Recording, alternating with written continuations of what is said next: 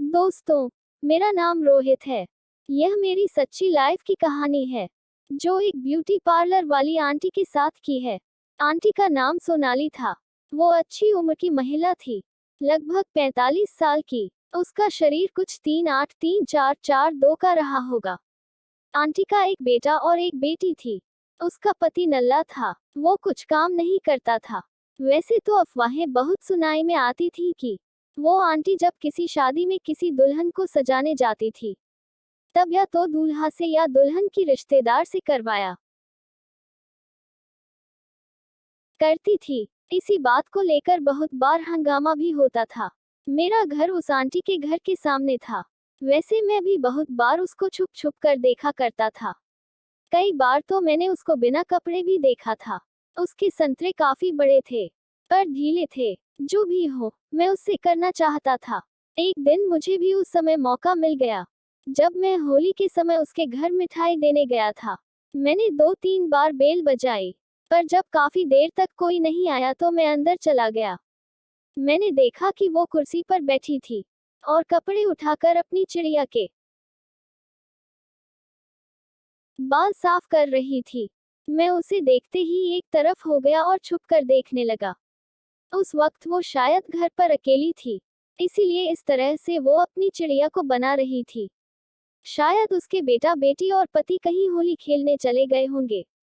मैं उसे देख रहा था, मगर तभी मेरा पैर किसी चीज से टकराया और उसकी नजर मुझ पर पड़ गई। इससे मैं डर गया और बाहर आ गया। उसने झट से अपने कपड़े को नीचे किया और वो मेरे पास आकर बोली, अचानक अंदर क्यों आए? घंटी बजानी चाहिए थी ना।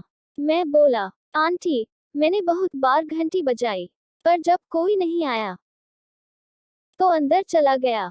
फिर आपको ये सब करते देखा तो उधर ही रुक गया था।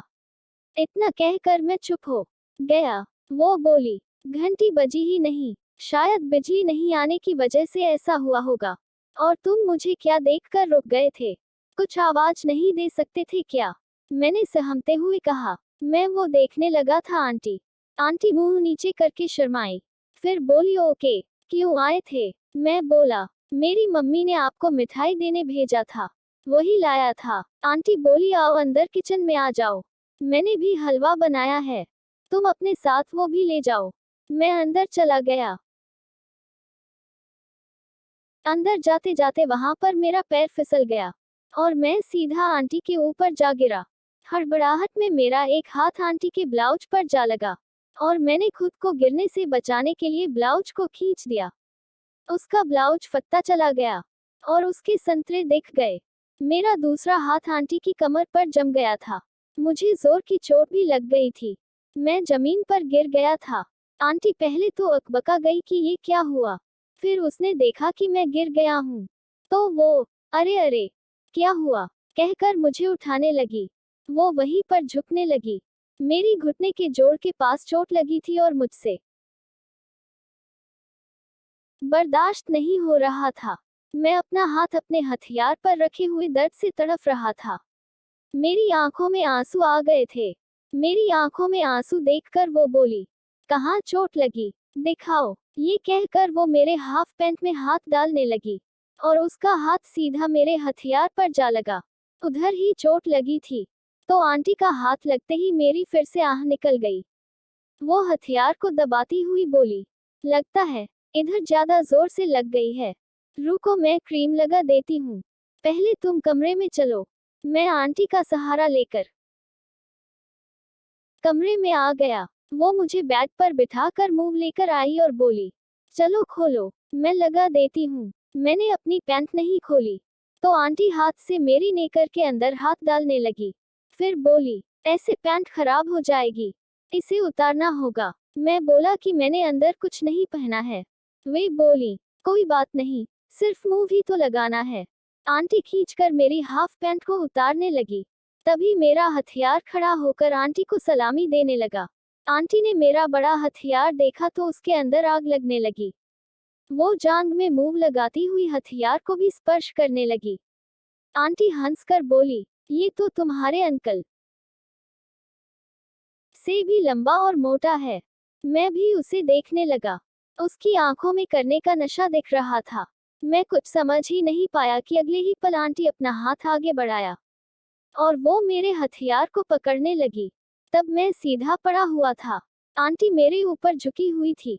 उसने मेरे हथियार को पकड़ा और अपने मुंह में करने लगी। मैं भी अपना दर्द भूल गया और आंटी की तरफ देखने लगा।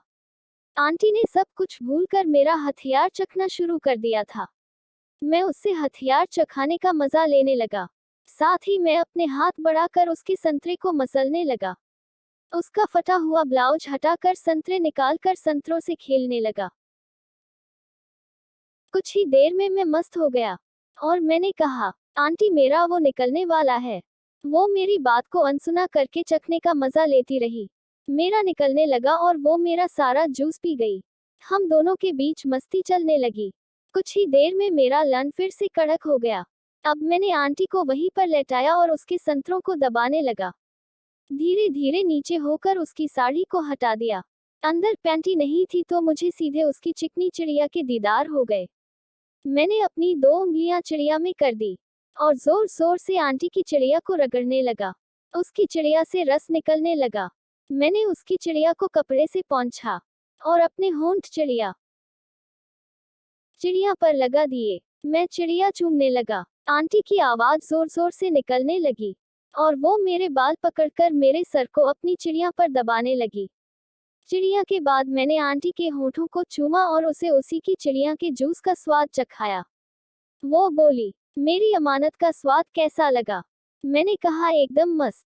आंवले के अचार जैसा खट्टा सा लगा। वो हंसकर बोली, सच कहा तूने, एकदम खट्टा सा लगा। मैंने आंटी के संतरे दबाते हुए कहा, आपने तो मेरे राजा का रस भी पिया था, बताओ कि उसका स्वाद कैसा लगा था? आंटी बोली, अरे वो तो मेरा फेवरेट जूस है।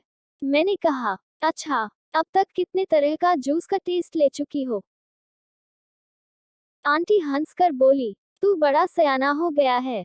चल कोई नहीं, मैं बता ही देती हूँ। अब तक मैं तुझे मिलाकर 16 लोगों का जूस पी चुकी हूँ। तू उनमें सबसे मस्त वाला था। चल अब देर न कर मेरी चिड़िया मार दे। मैंने आंटी के संतरों को दबाते हुए उनकी दोनों पैरों को अपने कंधों पर रख ली। पप्पू उनकी चिड़िया पर रखकर और अंदर को किया तो सुपारा अंदर गया। कुछ ही देर में आंटी को खेल का आनंद मिलने लगा। मुझे भी आंटी की चिड़िया खिलाने में जबरदस्त मजा मिलने लगा था। मैंने जोर जोर से खेल खेला और उसकी चिड़िया में ही अपना जूस गिरा दिया। फिर वो बोली, अभी तुम जाओ, अभी मेरे बच्चों के आने का समय हो गया है। उसके बाद जब भी टाइम और मौका मिलता हम दोनों मस्ती कर लेते हैं। तो दोस्तों, कैसी लगी आपको आज की यह कहानी?